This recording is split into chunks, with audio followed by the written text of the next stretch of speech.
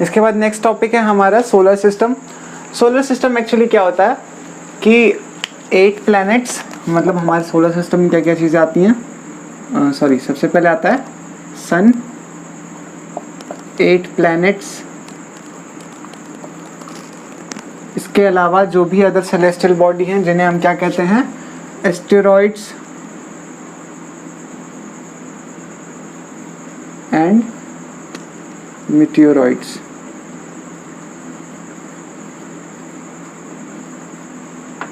ठीक है, तो इन सबको मिला के जो सिस्टम डेवलप होता है, ठीक है, हम उसे क्या कहते हैं, सोलर सिस्टम कहते हैं। इस सोलर सिस्टम के बीच में कौन सी चीज़ रहती है, इसके बीच में रहती है सन। सोलर में जो सोल वर्ड है ना, मतलब ऐसा सोलर है, इसमें अर हटा दें अगर तो बचता है सोल। सोल क्या होता है एक्चुअली, रोमन माइथोलॉजी में जो सन गॉड है ना, जैसे हमारे यहाँ जो सूर्य देवता हैं ऐसे उनके यहाँ सन गॉड हैं, तो सन गॉड को वहाँ पे वो लोग सोल कहते हैं। तो सोल से बना है सोलर, और सोलर का मतलब क्या है, समथिंग और एनीथिंग रिलेटेड टू सन। जैसे कि नेचर का नेचुरल, कोई भी चीज़ जो प्रकृति से जुड़ी है प्राकृतिक है, वैसे ही कोई भी चीज़ जो सोल मतलब सन से जुड़ी है उसे हम सोलर कहते हैं। ठीक है, तो यहाँ से इस वर्ड की उत्पत्ति हुई। ये रोमन वर्ड और रोमन मैथोलॉजी, सोल का मतलब सन गॉड, ये सब कुछ लिखा हुआ है एनसीईआरटी में, तो आप इसको भी नोट डाउन कर लीजिएगा। नेक्स्ट इज सन। सन क्या है, सन इज एक गैसेस का बहुत बड़ा गोला है। इसकी दूरी हमारे अर्थ से कितनी है, 150 मिलियन किलोमीटर। ठीक है, सन के बारे में जो इम्पोर्टेंट या क्वेश्चन बनाने लायक चीज़ थी बस वो ये है कि इसका डिस्टेंस कितना है, इसके अलावा और कुछ नहीं पूछने वाला आपसे। सन एक स्टार होता है। ठीक है, नेक्स्ट जो आपके लिए इम्पोर्टेंट है, अब सोलर सिस्टम का सन तो हमने पढ़ लिया, सन के बाद क्या आता है, 8 प्लैनेट्स आते हैं। तो 8 प्लैनेट्स को याद करने के लिए मतलब हमारे पास टोटल 8 प्लैनेट्स हैं। ठीक है, सन है, उसके बाद 1 2 3 ऐसे नहीं बनाते हैं, आसपास बनाते हैं, 2 3 4। ठीक है, ये हो गए हमारे 4 इनर प्लैनेट्स। जो हमारे शुरू के 4 प्लैनेट्स होते हैं इनको हम क्या बोलते हैं, इनर प्लैनेट्स कहते हैं। इसके बाद एक ऐसी छोटी सी बेल्ट आती है छोटे छोटे पत्थरों की। ठीक है, इनको हम बोलते हैं एस्टेरॉइड्स। ये एक एस्टेरॉइड की बेल्ट है। एस्टेरॉइड हमको अभी आगे डिस्कस करना था, बट हम अभी डिस्कस कर लेते हैं ताकि पता चल जाए। एस्टेरॉइड्स क्या होता है, टाइनी बॉडीज होती हैं, किसके बीच में, मार्स और जुपिटर के बीच में ये टाइनी बॉडीज होती हैं, और जो सर्कुलर मोशन करती रहती हैं एज अदर प्लैनेट्स, है ना। जैसे अदर प्लैनेट्स कर रहे हैं वैसे ये भी सर्कुलर मोशन करती रहती हैं, बट प्लैनेट्स इंडिविजुअली कर रहे हैं, और ये ढेर सारी टाइनी बॉडीज हैं। कहा जाता है या फिर ऐसा माना जाता है कि ये जो एस्टेरॉइड्स हैं वो किसी टूटे हुए प्लैनेट का हिस्सा है। मतलब ऐसा जैसे अर्थ है वैसा ही कभी कोई वहाँ प्लैनेट रहा होगा जो कि टूट गया और उसके छोटे छोटे टुकड़े उसी ऑर्बिट पे घूमे जा रहे हैं। तो इसके अंदर जितने भी प्लैनेट्स आते हैं उन्हें हम इनर प्लैनेट कहते हैं। इसके बाहर जो हमारे 4 प्लैनेट हैं उन्हें हम क्या कहते हैं, आउटर प्लैनेट्स कहते हैं। ठीक है, इनका नाम क्या है, इसको याद करने के लिए एनसीईआरटी में एक छोटी सी ट्रिक दी हुई है। My very efficient mother just served us nuts. ठीक है, माई से मरकरी, वेरी से वेनस, एफिशिएंट से अर्थ, और एफिशिएंट मदर से मार्स। ठीक है, तो ये आपके 4 इनर प्लैनेट हो गए। इनके बाद आते हैं जस्ट सर्व्ड अस नट्स। ठीक है, तो जस्ट का मतलब J फॉर जुपिटर, सर्व्ड का मतलब सैटर्न। ठीक है, S फॉर सैटर्न, अस में यूरेनस और नट्स में नेपच्यून। तो ये टोटल आपके 8 प्लैनेट्स आपके सोलर सिस्टम में रहते हैं। 4 इनर, 4 आउटर, बीच में एस्टेरॉइड बेल्ट, और जो जोन, जिस जोन में आपका ये अर्थ आता है ना, इसे हम कहते हैं गोल्डी लॉक जोन।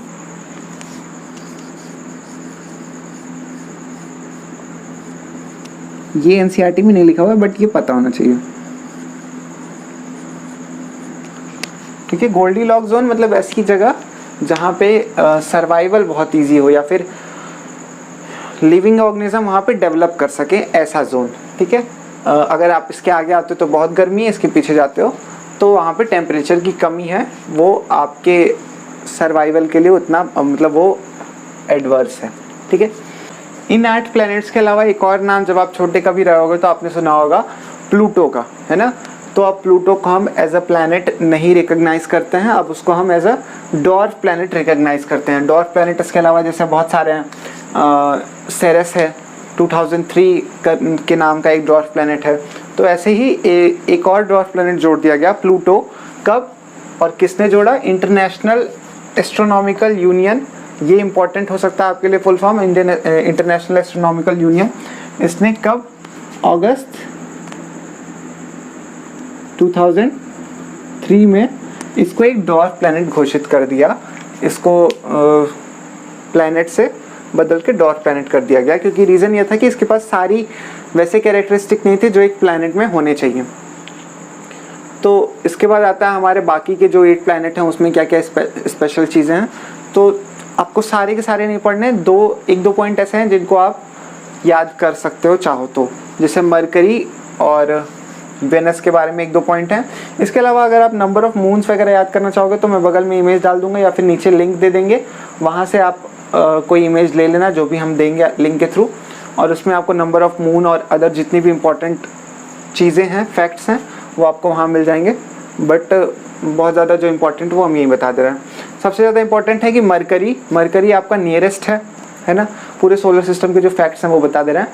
मरकरी आपका नियरेस्ट है किससे? सन से। और सबसे दूर कौन सा है? नेपच्यून है। मरकरी को सन का एक चक्कर लगाने में 88 डेज का टाइम लगता है, क्योंकि वो सबसे नज़दीक है इसलिए सबसे कम टाइम लेता है। वेनस को हम क्या बोलते हैं?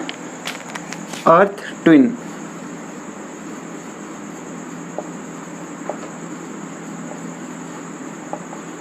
अर्थ ट्विन बोलते हैं। अर्थ ट्विन का मतलब हम इसको अर्थ का जुड़वा बोलते हैं, है ना। रीज़न ये है कि इसका ये साइज़ और शेप में काफ़ी हद तक सिमिलर है आपके अर्थ के। Next is earth. तो अर्थ के बारे में क्या क्या चीज़ें इंपॉर्टेंट है? पहली चीज़ तो ये इंपॉर्टेंट है कि ये 3rd नियरेस्ट है,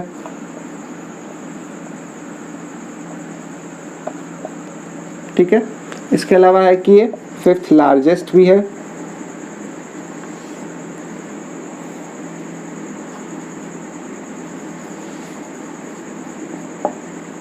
मतलब 5वां सबसे बड़ा प्लैनेट जो है वो अर्थ है।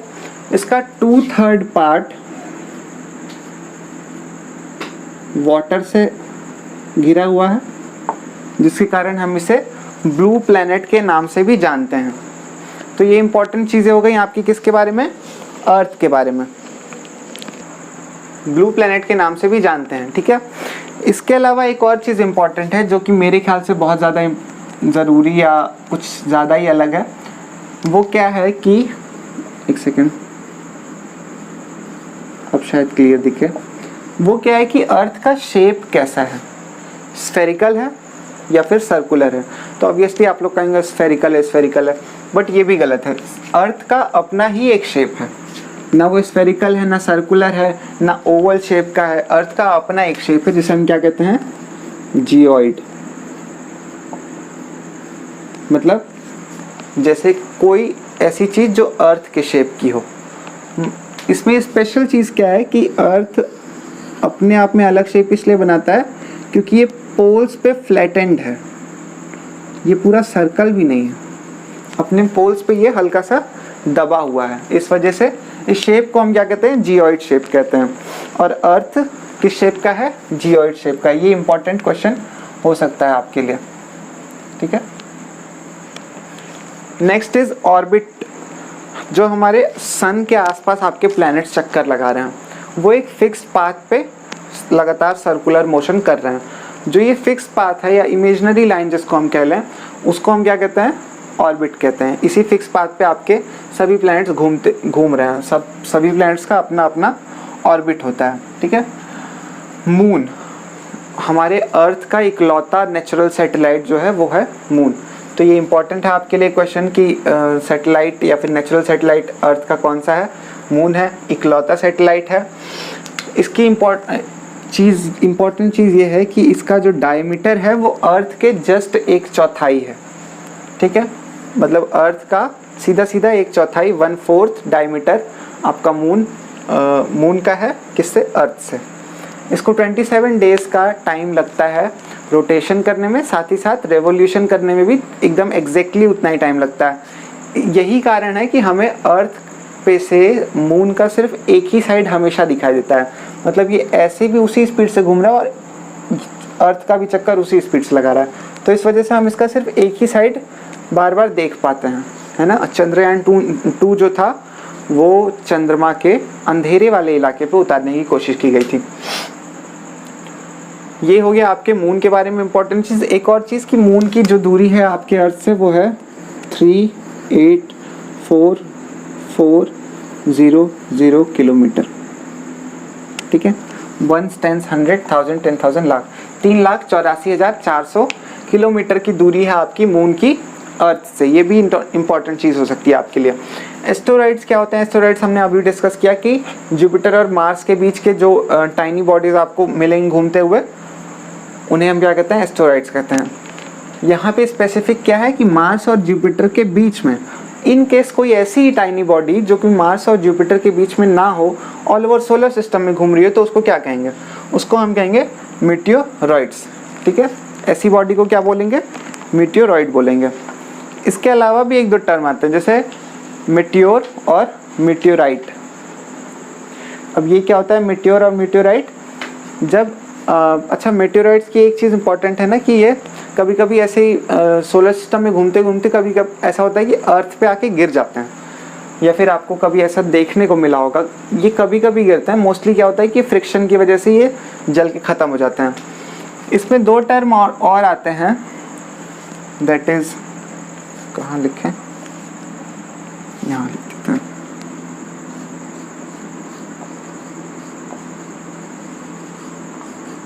मीटियोर। मीटियोर क्या होता है? जब ये पत्थर जो आपका है ये सोलर सिस्टम में रहेगा, है ना, जब सोलर सिस्टम में घूम रहा होगा तब हम इसको मेटियोरॉइड बोलेंगे। जब ये अर्थ के एटमॉस्फेयर में एंटर कर जाता है तो हम इसे मेटियोर बोलते हैं। जब ये अर्थ पे आके गिर जाता है, मान लीजिए बहुत कम केसेस में ऐसा होता है, मगर मान लीजिए अर्थ पे आके गिर गया तो हम इसे क्या बोलेंगे? मेटियोराइट, ठीक है, समझ में आया। Next is Galaxy. गैलेक्सी कुछ नहीं है, बस एक सिस्टम है। जिस तरीके से ये आपका प्लैनेट, सन और एस्टेरॉइड मेटेरॉइड को मिला के एक सिस्टम डेवलप करता है, उसी तरीके से ये एक सिस्टम है जिसमें ढेर सारे सोलर सिस्टम आते हैं, साथ ही साथ क्लाउड्स, गैसेज, स्टार्स, दुनिया भर के इन सब चीज़ों को मिला के एक गैलेक्सी डेवलप होती है। जिस गैलेक्सी में आप रहते हैं उसको क्या मतलब उसका नाम क्या है? आकाश गंगा है, मिल्की वे है। ये हम अपने पिछले वीडियो में ही कवर कर चुके हैं। एक और चीज़ इंपॉर्टेंट है आपके लिए कि इस पूरे चैप्टर में ये सब कुछ तो कवर कर लिया हमने पहले चैप्टर का अपना। एक चीज़ इंपॉर्टेंट है कि इसमें एक दो फैक्ट्स हैं, जैसे कि नील आर्मस्ट्रॉन्ग के बारे में इसमें मेंशन किया गया। नील आर्मस्ट्रॉन्ग पहले इंसान थे जिन्होंने जो मून पे लैंड किए थे, जिन्होंने चांद पे कदम रखा था। डेट क्या थी? डेट थी 20 जुलाई 1969। 1969 को कैसे याद कर सकते हैं? जस्ट 100 साल पहले 1869 में एक व्यक्ति का जन्म हुआ था भारत में। उस व्यक्ति का क्या नाम है? आप लोग कमेंट बॉक्स में चाहें तो बता सकते हैं, ठीक है। ये एक फैक्ट है। इसके साथ साथ एक और फैक्ट है, कुछ आर्टिफिशियल सैटेलाइट्स के नाम, जो कि आपकी ज़मीन मतलब धरती से लॉन्च किए जाते हैं, आपके एटमॉस्फेयर में तो नहीं, आपके ऑर्बिट में घूमने के लिए, जिस बहुत सारे कारणों से, कुछ जाने कुछ अनजाने कारणों से, है ना, जैसे कि आपका इंटरनेट की जो सुविधा है, टेलीफोन की जो सुविधा, आयनिक रेंजेस से जितनी भी रिलेटेड चीज़ें हैं, वो सब कुछ के लिए जो सैटेलाइट्स, आर्टिफिशियल सैटेलाइट्स आपके सोलर सिस्टम में हैं अर्थ के आसपास, कुछ इंडियन सैटेलाइट्स के नाम हैं इसमें, जैसे इनसेट,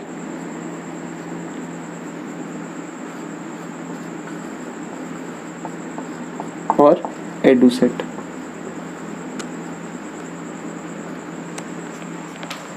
ठीक है, तो ये हो गया आपका चैप्टर 1 अर्थ इन सोलर सिस्टम, यहाँ पे आपका कंप्लीट हो गया। नेक्स्ट वीडियो में हम अपना नेक्स्ट चैप्टर देखेंगे। इस चैप्टर से रिलेटेड आपके जितने भी क्वेश्चन बन रहे हैं वो हम साथ साथ में आपको बताते चल रहे थे, मगर फिर भी अगर आपको लगता है या फिर अगर हमें समझ में आता है तो हम एक सेपरेट वीडियो बना देंगे जिसमें कि हम सिर्फ इस चैप्टर से रिलेटेड जितने भी क्वेश्चन हैं उन सबको डिस्कस करेंगे। ठीक है, तो आज के वीडियो के लिए इतना ही। चैनल को सब्सक्राइब कर दीजिए ताकि आगे के वीडियोस की भी नोटिफिकेशन आपको मिलती रहे। वीडियो अच्छा लगा हो तो वीडियो को लाइक करिए और अपने दोस्तों के साथ शेयर भी करिए। कोई क्वेश्चन है तो उसको कमेंट्स में, क्वेरी में डालिए और अगर आपको लगता है तो आप व्हाट्सएप के भी थ्रू हमसे जुड़ सकते हैं। Thank you.